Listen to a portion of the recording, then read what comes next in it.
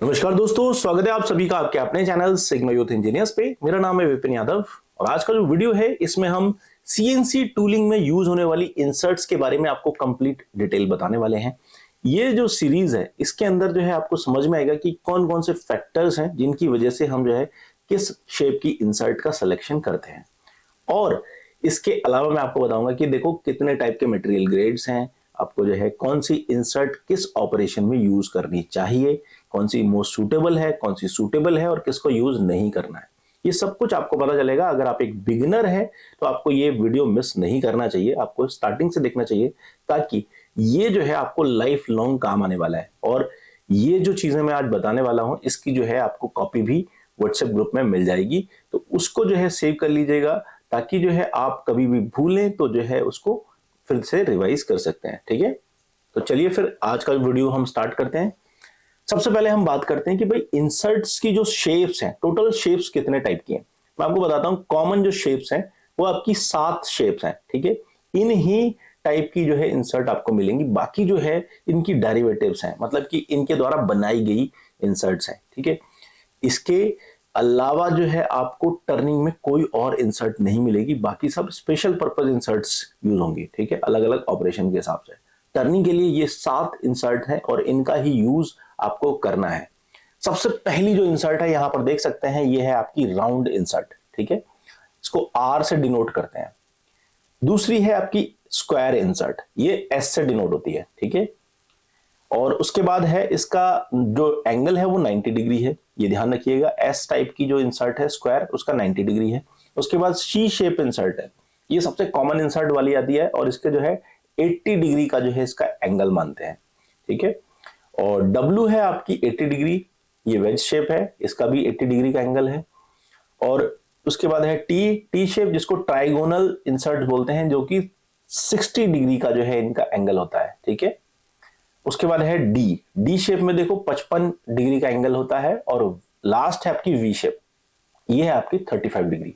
अब ये इंसर्ट का जो शेप का जो चार्ट है, इसको देख के आपको क्या लग रहा है कि देखो जितना बड़ा एंगल उतनी ही ज्यादा मजबूत इंसर्ट, और जितनी ज्यादा मजबूत इंसर्ट है उसका यूज हम कहां करेंगे, रफिंग के लिए करेंगे। भाई जितना हार्ड से हार्ड काम होगा वो हम किसको देंगे, जिसका जो है इंसर्ट एंगल है। तो यहां पर देखो ये हथौड़े का जो साइन दिया हुआ है, इसका मतलब है कि सबसे ज्यादा मजबूत है। ठीक है, और ये देखो यहां पर देखो प्रोफाइलिंग दी हुई है, तो ये वाली जो पतली पतली इंसर्ट्स है इनका यूज कहां करना है, फिनिशिंग में करना है, प्रोफाइलिंग में करना है। तो ये चीज आपको बेसिक कॉन्सेप्ट आपको अपने दिमाग में लेके चलना है।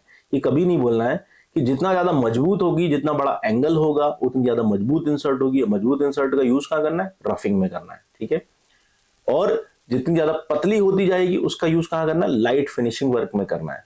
तो ये तो एक बेसिक कॉन्सेप्ट हो गया, लेकिन कौन सी इंसर्ट किस में सुटेबल रहेगी, कौन कौन से फैक्टर्स अफेक्ट करेंगे, ये आपको कैसे पता चलेगा। उसके लिए जो है आपको factors affecting CNC insert shape, ये वाला जो चैप्टर है वो समझना होगा कि कौन कौन से फैक्टर की वजह से हमको जो है कौन सी इंसर्ट यूज करनी पड़ेगी। ठीक है, टर्निंग मशीन में जो है आपके पास 10 से 12 फैक्टर्स होते हैं जिनके बेस पर जो है हमको सेलेक्ट करना पड़ता है कौन से ऑपरेशन में कौन सी इंसर्ट लगानी चाहिए। ठीक है, तो हमारा जो है बढ़िया इकोनॉमिकल और सबसे अच्छी फिनिशिंग का जो कंपोनेंट है वो बनेगा। ये चीज है। अब बहुत ज्यादा हार्ड चीजें मैं बताने वाला नहीं हूं, आपको बहुत ही सिंपल तरीके से समझाने की कोशिश करूंगा। नेक्स्ट चीज है आपकी कि भाई मटेरियल ग्रेड चार्ट के अंदर देखो कितने टाइप के मटेरियल ग्रेड है। देखो 6 टाइप के मटेरियल ग्रेड है, PMKNSH। ये जो चार्ट है ये आपके दिमाग में हमेशा सेट होना चाहिए कि भाई ये PMK क्या है। P है स्टील, M है स्टेनलेस स्टील, K है कास्ट आयरन, N से है नॉन फेरस जैसे एल्यूमिनियम अलॉय, कॉपर, जिंक, ये सब आपके नॉन फेरस हो गए।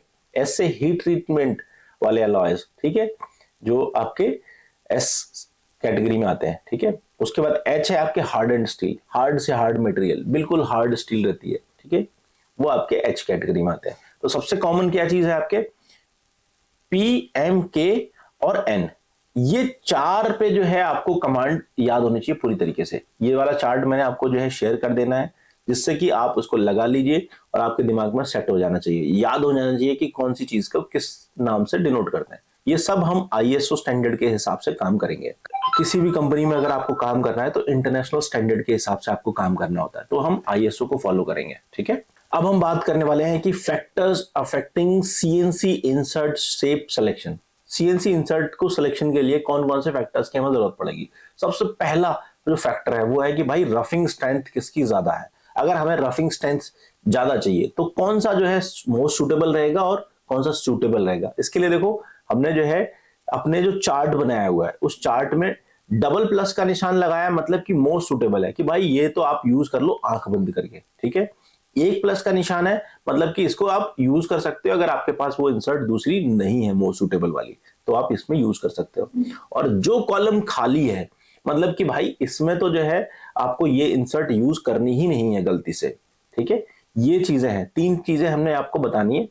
अब सबसे पहली देखो रफिंग इंसर्ट, रफिंग स्ट्रेंथ के हिसाब से देखेंगे अगर हम, तो देखो राउंड इंसर्ट के आगे डबल प्लस है, मतलब कि ये मोस्ट सूटेबल है। राउंड इंसर्ट का यूज आप रफिंग के लिए बेधड़क यूज कर सकते हो, स्क्वायर इंसर्ट का यूज कर सकते हो बेधड़क, ठीक है। उसके बाद है आपकी सी शेप इंसर्ट। सी शेप इंसर्ट को भी आप जो है बेधड़क यूज कर सकते हो रफिंग के लिए। तीनों इंसर्ट्स का यूज आप कर सकते हो, ठीक है। तो ये मोस्ट सूटेबल है। उसके बाद डब्लू शेप यानी वेज शेप है, ये सूटेबल है कि इसका भी आप यूज कर सकते हो। अगर आपके पास ये तीन इंसर्ट नहीं है और आपके पास ये वाली इंसर्ट है तो आप इससे भी जो है लाइट रफिंग कर सकते हो, ठीक है। उसके बाद ट्राइगोनल, ट्राइगोनल से भी यानी कि ये टी शेप है, इसके भी आप कर सकते हो। ये वाला रफिंग जो स्ट्रेंथ होती है इसकी अच्छी होती है, ठीक है। उसके बाद देखो ये आपका हो गया diamond, D shape. D shape में आपको यूज नहीं करना क्योंकि ये ब्लॉक हमने खाली छोड़ा हुआ है। और वी शेप में तो बिल्कुल भी नहीं करना है क्योंकि ये बिल्कुल फिनिशिंग के लिए। तो ये दोनों इंसर्ट जो है फिनिशिंग के लिए, तो रफिंग में इनका कोई काम है ही नहीं, ठीक है। अब आता है कि भाई लाइट रफिंग अगर करनी है कि भाई सेमी फिनिशिंग भी चाहिए, थोड़ा सा फिनिशिंग भी चाहिए और लाइट रफिंग भी चाहिए, तब आपको क्या करना है, तब आपको जो है राउंड इंसर्ट का यूज नहीं करना है, ठीक है। राउंड इंसर्ट का यूज कहां और करना है, सिर्फ सिर्फ आपको फिनिशिंग मतलब रफिंग के लिए करना है, ठीक है। लाइट रफिंग और फिनिशिंग सेमी फिनिशिंग के लिए नहीं करना है। उसके बाद देखो स्क्वायर का यूज आप कर सकते हो अगर आपके पास दूसरी इंसर्ट्स नहीं है, ठीक है। जैसे कि आपके पास ये वाली इंसर्ट, ये इसको बोलते हैं हम सी शेप। सी शेप इंसर्ट है ये लाइट रफिंग सेमी फिनिशिंग के लिए मोस्ट सुटेबल है। तो तभी बोलते हैं ना कि सी शेप को आप ले लो, जो CNMG DNMG में से जो यूज करते हैं सी टाइप की, तो वो ये है सी वाली इंसर्ट, ठीक है। अब उसके बाद है आपका डब्लू शेप इंसर्ट को आप यूज कर सकते हो लाइट रफिंग में, सेमी फिनिशिंग सुटेबल है, मोस्ट सुटेबल नहीं है। ट्राइगोनल आपकी मोस्ट सुटेबल है, सेमी फिनिशिंग भी देती है रफिंग भी देती है। उसके बाद है आपकी डी शेप, डी शेप का आप यूज कर सकते हैं, मोस्ट सुटेबल है। सेमी फिनिशिंग में आपकी जो है ये वाली इंसर्ट बढ़िया रहती है, ठीक है। तो ये चीज आपको जो है यहां पर इस चार्ट से क्लियर हो गई। उसके बाद है फिनिशिंग। अगर आपको फिनिशिंग चाहिए कि भाई बिल्कुल मस्त फिनिशिंग चाहिए मेरे को, तब आप क्या करें फिनिशिंग के लिए, देखो आपको देखो राउंड इंसर्ट तो यूज करनी नहीं है, स्क्वायर इंसर्ट भी यूज करनी नहीं क्योंकि ये कॉलम खाली है, ठीक है। उसके बाद है आपका सी शेप। सी शेप का आप यूज कर सकते हो अगर आपके पास जो है फिनिशिंग में दूसरी इंसर्ट नहीं है, ठीक है, ये सूटेबल है। उसके बाद आपका डब्ल्यू शेप है, ये भी आप यूज कर सकते हो, ये भी सूटेबल है। लेकिन ट्राइगोनल अगर आपके पास है तो ये मोस्ट सूटेबल है फिनिशिंग के लिए। ये तीन इंसर्ट है, ट्राइगोनल, डी शेप और वी शेप, ये तीनों देखो यहां पे दिया हुआ है कि भाई ये मोस्ट सूटेबल है। इसका मतलब ये है कि आप इनका यूज कर ही सकते हो, बहुत बढ़िया है, आप आंख बंद करके जो है फिनिशिंग के लिए यूज कर सकते हो, ठीक है। उसके बाद है आपका लॉन्गिट्यूडनल टर्निंग। अगर आपको जो है लंबी टर्निंग करनी है, ठीक है, तब आप कौन सी यूज करेंगे, राउंड इंसर्ट यूज नहीं करेंगे, स्क्वायर इंसर्ट यूज नहीं करेंगे, ठीक है। आपको यूज करनी है सी टाइप की इंसर्ट, मोस्ट सुटेबल है, ठीक है। उसके बाद है डब्ल्यू शेप, इसको आप सुटेबल मानते हो कि ये भी यूज कर सकते हो। उसके बाद है ट्राइगोनल, ये भी सुटेबल है, सॉरी। उसके बाद आपकी डी शेप, डी शेप तो आपकी मोस्ट सुटेबल है, ठीक है। और वी शेप का भी आप यूज कर सकते हो, ठीक है। तो ये चीजें आपको ध्यान रखनी है कि भाई कौन सी इंसर्ट किस ऑपरेशन में यूज कर सकते हैं। उसके बाद है प्रोफाइलिंग। प्रोफाइलिंग मतलब कि भाई कर्व शेप है, अलग अलग टाइप की घुमावदार है, रेडियस आ रही है, चैम्फर आ रहा है, उसमें देखो आपको राउंड इंसर्ट यूज कर सकते हो। प्रोफाइलिंग में आप ये सुटेबल होती है, जहां पे भी रेडियस रहेगी, बड़ी रेडियस है, आप राउंड इंसर्ट यूज कर सकते हो, ठीक है, ये सुटेबल है। बट स्क्वायर नहीं कर सकते आप, स्क्वायर को बिल्कुल खाली कर दो कि अभी आप प्रोफाइलिंग में यूज नहीं करना। उसके बाद सी शेप को भी आप प्रोफाइलिंग में यूज नहीं करेंगे, नहीं तो टकरा जाएगा आपका टूल, ठीक है। ये ध्यान रखिएगा कि प्रोफाइलिंग में यूज, जहां प्रोफाइल आ गई वहां पे आपको जो है सी शेप यूज नहीं करनी, ठीक है, डी शेप भी यूज नहीं करनी। डब्लू शेप नहीं यूज करनी है, ठीक है। ये देखिए, ये डब्लू है आपकी। उसके बाद है आपका ये टी शेप आप यूज कर सकते हो, सूटेबल है प्रोफाइलिंग में। उसके बाद है आपका डी शेप, डायमंड शेप है, ये भी आपकी मोस्ट सूटेबल है। और उसके बाद है वी शेप। प्रोफाइलिंग के अंदर देखो आपको क्या चीज मिल रही है, ये मिल रही है वी, डी और वी, ये दो शेप्स की जो है आपको रिक्वायरमेंट रहेगी। आपको जो है फिजिकल इंसर्ट्स देखनी है तो आप जो है देख सकते हैं, मैं आपको यहां पर दिखा देता हूं। ट्राइगोनल आपकी जो है इंसर्ट कुछ इस टाइप की रहेगी, ये देख सकते हैं यहां पर, ठीक है, ये ट्राइगोनल है। उसके बाद है आपकी, ये है आपकी डी शेप, ये डी शेप इंसर्ट है, ठीक है। उसके बाद है आपकी, ये रही आपकी ट्राइगोनल, ये देख सकते हैं इसको, एक ट्राइगोनल ये और भी है। उसके बाद आपको अगर सी शेप देखनी है तो मैं आपको सी शेप दिखा देता हूं। ये है आपकी सी शेप, ठीक है, ये सी शेप की इंसर्ट है। राउंड इंसर्ट आपको दिखाता हूं मैं, ये देखिए राउंड इंसर्ट है, ये पावरफुल इंसर्ट है, सबसे पावरफुल इंसर्ट बोलते हैं राउंड इंसर्ट। इसका यूज आज आप 8 कॉर्नर तक कर सकते हो, ठीक है। ये बहुत ही अच्छी इंसर्ट मानी जाती है, ठीक है। तो ये दो इंसर्ट्स हैं, आप फिजिकली देख लोगे, आप आराम से पहचान लोगे। यहां पर देखो, उसके बाद देखो आपकी आती है फेसिंग। अगर आपको फेसिंग ऑपरेशन करना है, ठीक है, फेसिंग ऑपरेशन में क्या करना है, राउंड इंसर्ट आपकी सूटेबल है, राउंड इंसर्ट से आप फेसिंग कर सकते हो। स्क्वायर इंसर्ट से मोस्ट सूटेबल है कि भाई स्क्वायर से तो बहुत इजीली जो है आपका फेसिंग हो जाएगी, क्योंकि बिल्कुल स्क्वायर है। और उसके बाद सी शेप है, इससे भी आप प्रोफाइलिंग ये फेसिंग कर सकते हो। उसके बाद आपकी जो है वेज शेप यानी डब्लू शेप है, इससे आप जो है ये सूटेबल है, आपकी ट्राइगोनल सूटेबल है। उसके बाद जो है आपका डी शेप है। देखो सारी से आप जो है फेसिंग कर सकते हो, सिवाय जो है आप वी शेप से, ये पतली होती है, लाइट के लिए होती है, लाइट कटिंग के लिए, तो इसमें अगर आप जो है फेसिंग ऑपरेशन करोगे तो ये टूट जाएगा। बाकी सब में जो है आप फेसिंग कर सकते हो। तो फेसिंग ऑपरेशन ही एक ऐसा है कि सबसे ज्यादा जो है इसमें आप यूज कर सकते हो, ये वाली कोई भी इंसर्ट यूज कर सकते हो। नेक्स्ट जो फैक्टर है वो है आपका लिमिटेड पावर मशीनिंग। अगर आपकी मशीन में जो है पावर थोड़ी लिमिटेड है, तब आप क्या करेंगे, उस केस में जो है आपको जो इंसर्ट सिलेक्शन करना है तो आपको ध्यान रखना है कि राउंड इंसर्ट नहीं यूज करनी है, स्क्वायर इंसर्ट ज्यादा यूज नहीं करनी है।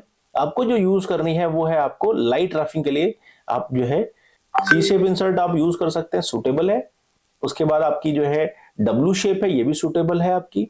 उसके बाद ट्राइगोनल शेप है, ये भी आपकी जो है मोस्ट सूटेबल है, इसको आप यूज कर सकते हैं, लिमिटेड पावर है तो।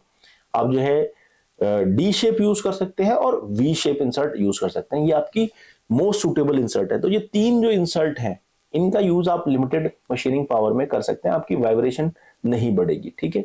वाइब्रेशन टेंडेंसी के केस में भी देखिए आप यहां पर अगर वाइब्रेशन ज्यादा आ रही है तब आप जो है इस टाइप की जो देखिए ट्राइगोनल यूज कर सकते हैं, डी शेप यूज कर सकते हैं और वी शेप यूज करते हैं, ये मोस्ट सूटेबल है। और बाकी ये तीन जो आगे की हैं इनका यूज नहीं करना है, ठीक है, ये चीज आपको पता होनी चाहिए। अब एक फैक्टर और है कि भाई अगर हार्ड मटेरियल आ गया, हार्ड मटेरियल है, तब आपको जो है जो इंसर्ट यूज करनी है वो राउंड शेप इंसर्ट यूज करनी है या स्क्वायर शेप इंसर्ट यूज करनी है। ये दो इंसर्ट जो है आपकी हार्ड मटेरियल में बढ़िया एकदम मशीनिंग करेंगी, बाकी की जो इंसर्ट है ये उतने अच्छा जो है रिजल्ट नहीं देंगी, ठीक है। तो उसमें जो है आपको ये ध्यान रखना है कि ये वाली इंसर्ट यूज नहीं करनी है अगर हार्ड मटेरियल है। मैं हार्ड मटेरियल का मतलब ये है हार्डेंड स्टील की बात कर रहा हूं, ठीक है, एच ग्रेड वाली। वहां पर आप जो है सोचेंगे कि भाई नेक्स्ट जो फैक्टर है इंटरमिटेंट मशीनिंग, मतलब कि लगातार मशीनिंग नहीं करनी है। ऐसा कंपोनेंट आता है जिसमें बीच में खाली होता है, ठीक है, और उसमें क्या कट लगाया फिर खाली हुआ फिर नेक्स्ट कट लगाया फिर ऐसे। तो जो इंटरमिटेंट मशीनिंग होती है उसमें जो है आप जो है नॉर्मल इंसर्ट अगर यूज करेंगे तो वो टूट जाएंगी। उस केस में आपको जो है हार्ड से हार्ड इंसर्ट यूज करनी है, तो वहां पर राउंड इंसर्ट यूज कर सकते हो, ठीक है। उसके बाद आप जो है स्क्वायर इंसर्ट मोस्ट सूटेबल है आपकी। उसके बाद आपकी जो है ये सी शेप भी सूटेबल है। उसके बाद डब्ल्यू शेप भी सूटेबल है और उसके बाद आपकी टी शेप। ये तीनों ही इंसर्ट जो है सूटेबल है, इनका यूज आप कर सकते हो इंटरमिटेंट मशीनिंग में। बट जो लास्ट की ये दो हैं, ठीक है, ये दो नहीं यूज करना है, जैसे कि आपकी डी शेप और वी शेप, इनका यूज मत करिए क्योंकि ये इंसर्ट जो होती है वीक होती है, इनका यूज आप जो है प्रोफाइलिंग कर सकते हैं। तो यहां पर आपको पता चल गया कि भाई कौन सी इंसर्ट किस शेप के हिसाब से सेलेक्ट करनी है, ये चीज आपको क्लियर हो गई। अब जो नेक्स्ट फैक्टर है वो है कि भाई वाइब्रेशन अगर बढ़ रही है तो कैसे आप उसको कंट्रोल कर सकते हैं। इसके कुछ फैक्टर्स होते हैं, वो भी चार्ट में आपको दे दूंगा। फिलहाल आप जो है इस चार्ट को प्रिंट कर लीजिए, आप अपनी दीवार पे लगा लीजिए और याद करने की कोशिश करिएगा, ठीक है, क्योंकि ये जो चीजें हैं वो इतनी आसानी से याद नहीं होती हैं, ठीक है। इसको आप क्या कर सकते हो, इसको आप जो है अपनी वॉल पे एक प्रिंट कर सकते हैं A4 पेपर साइज में, उसको देखते रहिए। जितनी बार आप ज्यादा देखेंगे उतनी बार जो है आपके दिमाग में वो चीज सेट हो जाएगी कि कौन सी इंसर्ट कहां पर यूज करनी है, ठीक है। इससे आपको जो है सिलेक्शन इजी हो जाएगा और आप गलती नहीं करेंगे। अगर आप एक बिगिनर हैं तो स्टार्टिंग में जो है आपको याद करना बहुत इंपॉर्टेंट होता है, और ये गलतियां छोटी छोटी होती हैं जिससे बड़ा आप एक्सीडेंट कर सकते हैं, उसको अवॉइड कर सकते हो। तो बेसिक फंडामेंटल्स आपके क्लियर होने चाहिए, ठीक है। तो ये तो हो गया आपका एक सिंपल सा मेथड। अब मैं बात करता हूं कि फैक्टर्स अफेक्टिंग वाइब्रेशन, कि भैया कौन से रीजन है जिनकी वजह से जो है मशीनिंग में वाइब्रेशन बढ़ सकती है। तो यहां पर मैं आपको एक चार्ट समझा देता हूं, इससे इसको भी आप जो है देख लीजिएगा कि मशीन में वाइब्रेशन क्यों आती है, क्या क्या रीजन है जिसकी वजह से आपकी जो है मशीन्स के अंदर वाइब्रेशन आती है, मशीनिंग आपकी जो है थोड़ी सी दिक्कत करती है। तो ये एक बहुत बड़ी प्रॉब्लम रहती है। अब इसके लिए जो है मैं आपको बताता हूं कि फैक्टर्स ऑफ वाइब्रेशन, ठीक है। आपको समझना होगा कि एंटरिंग एंगल क्या होता है, लीड एंगल क्या होता है, कॉर्नर रेडियस, एज डिजाइन और डेप्थ ऑफ कट। देखो ये जो चीजें हैं ये बहुत बड़े फैक्टर्स होते हैं जिनकी वजह से आपका जो है वाइब्रेशन बढ़ता है। मैंने यहां पर देखो ड्राइंग में आपको समझाने की कोशिश की कि वाइब्रेशन जब मिनिमम रहेगी, अगर आप इस कॉर्नर की साइड से आप जो फैक्टर्स हैं उनको देख के चलेंगे तो वही मिनिमम रहेगी। जैसे ही आप जो है ये इंक्रीज होते जाएंगे, ये फैक्टर्स इस साइड आते जाएंगे, तो आपका जो है वाइब्रेशन इंक्रीज होता जाएगा। ये चीज यहां पर जो है मैंने शो करी हुई है, आप इसको देखिए। अब एंटरिंग एंगल आपका जो है अगर 90 डिग्री का है, ये देखिए यहां से इस फेस से और इसके बीच का जो एंगल है वो 90 डिग्री है, तो आपकी वाइब्रेशन मिनिमम रहेगी। लेकिन जब आपका जो ये एंटरिंग एंगल है 75 डिग्री का हो जाएगा, तब जो है आपकी वाइब्रेशन इंक्रीज होना स्टार्ट हो जाएगी। लेकिन जब 45 डिग्री का हो जाएगा, तब जो है आपको और ज्यादा वाइब्रेशन का सामना करना पड़ेगा। तो अब आप कहेंगे कि भाई मैं हमेशा जो है यही इंसर्ट यूज करूंगा 90 डिग्री वाली, तो ऐसा नहीं है। जहां पर आपको 45 डिग्री की यूज करनी पड़ेगी मशीनिंग, जब आप आईडी में करते हैं तो वहां पर जो है आपको इस टाइप की इंसर्ट का यूज करना पड़ेगा, तब आपको 45 डिग्री यूज करना पड़ेगा। लेकिन उस केस में आप 45 डिग्री पर भी कैसे कर सकते हैं वाइब्रेशन को कंट्रोल, वाइब्रेशन इंक्रीज करेगी, इसको कंट्रोल करना है तो उसका एक और फैक्टर है, वो भी मैं आपको बताऊंगा आगे। चलो आपको समझ में आएगा कि कैसे आप इसको कम कर सकते हैं, ठीक है। अब देखो सेकंड जो फैक्टर है लीड एंगल। लीड एंगल क्या, देखो जो एंटरिंग एंगल है वो ऊपर की तरफ से बनता है, लीड एंगल जो है वो नीचे की तरफ से बनता है, ठीक है। अब लीड एंगल में देखो आपको दिख रहा है कि 0 डिग्री के पास में जितना एंगल होगा वो आपको कम वाइब्रेशन देगा, ठीक है। लीड एंगल आपका 0 पे है तो आपको जो है वाइब्रेशन बिल्कुल कम मिलेगी।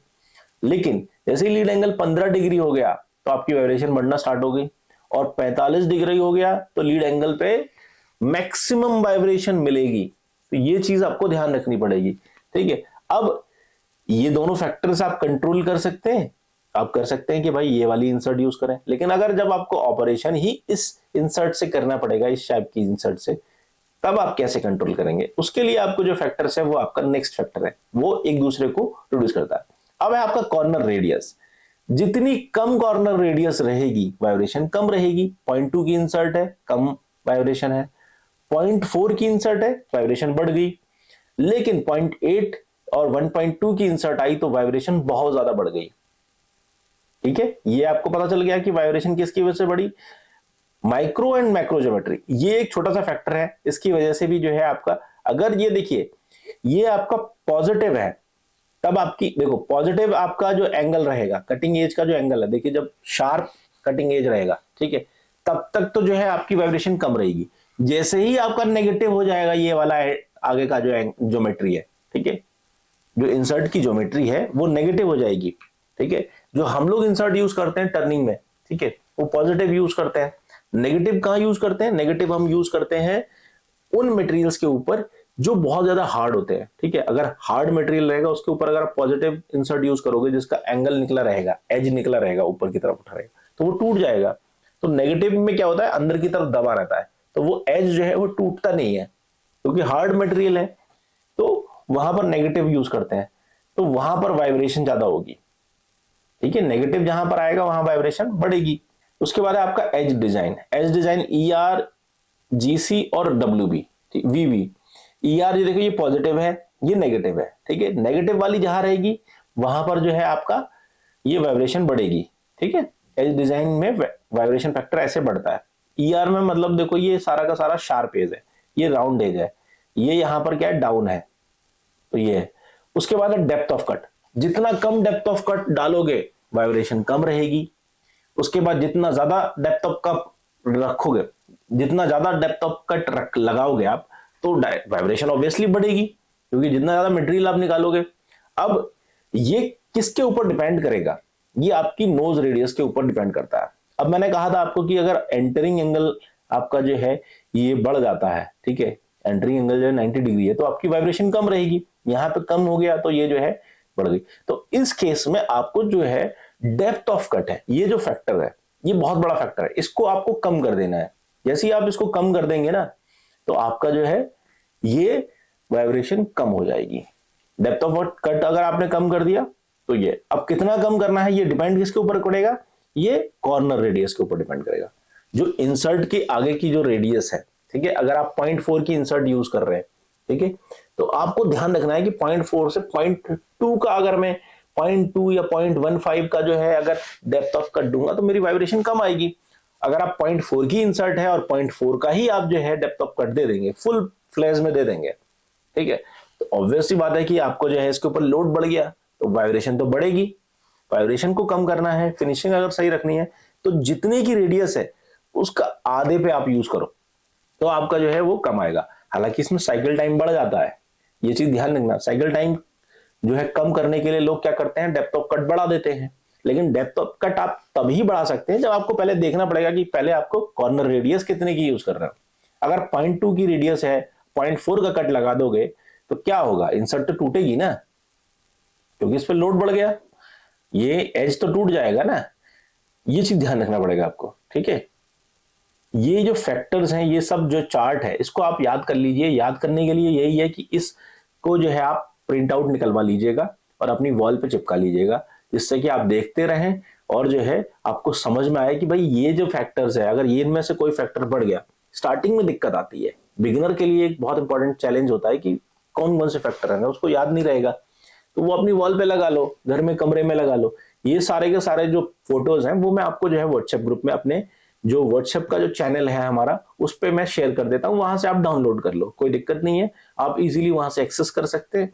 और सारे के सारे जो भी हमें चार्ट्स आपको शेयर करता हूँ, उसको जो है प्रिंट आउट निकाल के आप रखो, और ऐसे ही आप जो है ये सारी की सारी चीजें जो है सीखते जाओ और आगे आप बढ़ते जाओ। और नेक्स्ट वीडियो में मैं आपको जो है कुछ और टॉपिक्स क्लियर करूंगा। तो अभी के लिए बस इतना ही, मिलते हैं अगले वीडियो में। Thanks for watching video.